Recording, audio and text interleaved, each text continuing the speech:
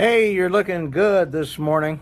Sleigh bells ring, are you listening? In the lane, snow is glistening.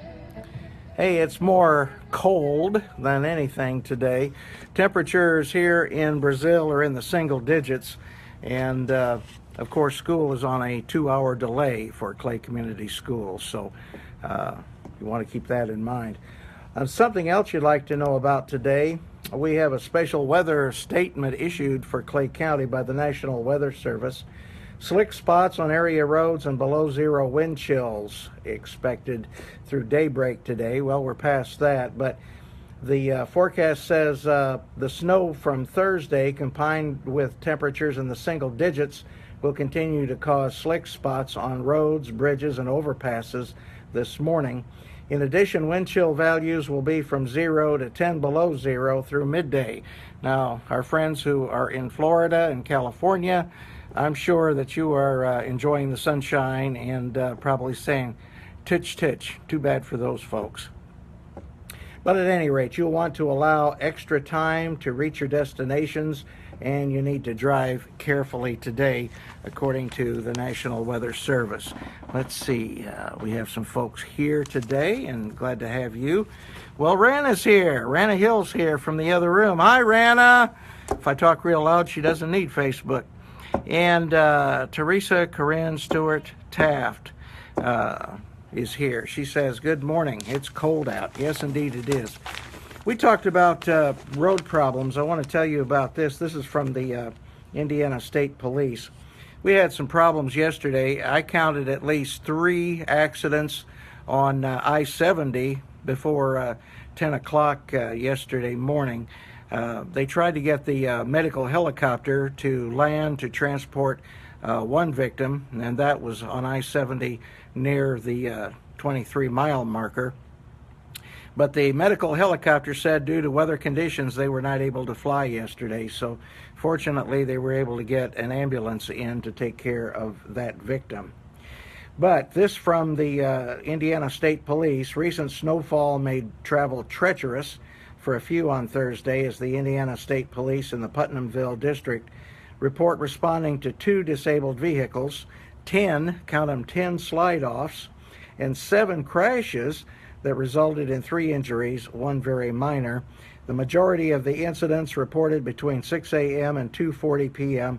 were in eastern Vigo and Clay counties along Interstate 70, with a concentration between mile markers 23, that's the one we told you about, and 26 in Clay County.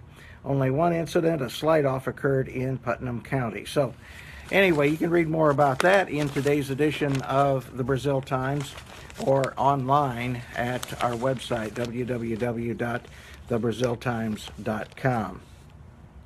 Also in the paper today, Ivy Jacobs reports tons of salt was prepared for the winter storm. I think that should be tons of salt were prepared for the winter storm.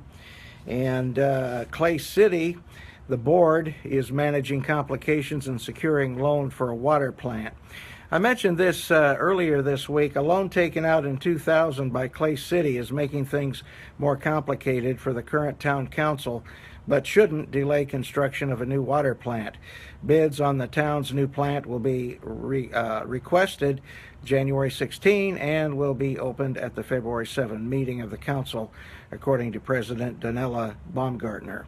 Meanwhile, a loan to be used for the project has been complicated by an earlier loan received from the state revolving fund in 2000, and that means the town of Clay City is having to jump through some extra hoops, according to their attorney, Chris Gamble.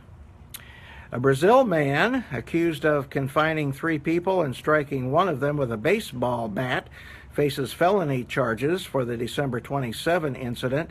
Anthony D. Gurton, 52, was charged in Clay Circuit Court on December 30th with 3 level 3 felony counts of criminal and confinement and a level 5 felony count of battery resulting in serious bodily injury. And North Clay Middle School's choir program will host a Princess Academy later this month for girls ages 4 to 8. The academy gives girls a chance to spend the day with a beautiful princess, get their hair done, enjoy tea and cookies, and learn a special princess dance for the parents at the end of the day, according to the event flyer. Inside, of course, we have our regular list of obituaries. I shouldn't say that. We're very pleased to be able to tell you about those who are dearly departed, and we know, and I say that because we know many people care and want to show their appreciation, and also want to be of comfort to the loved ones. But anyway, the obituaries are in there, the public records are in there, and Dr. Nancy Schenk, Doctor of Veterinary Medicine, has her monthly column in the paper today, and she's talking about a healthy cat is a happy cat. So, cat's the only cat that knows where it's at. And if it's healthy, he's happy to be where it's at, I guess. In sports, our sports editor, Kerry Fox, reports from Sweat City. Clay City ran out of steam against a physical and veteran Eastern Greene squad in the team's first-round matchup at the Greene County Invitational Wednesday night. The Thunderbirds controlled the middle 2 quarters to pull away for a 51-29 victory over the Eels. Well, better luck next time. And let's see, we also have our comics page.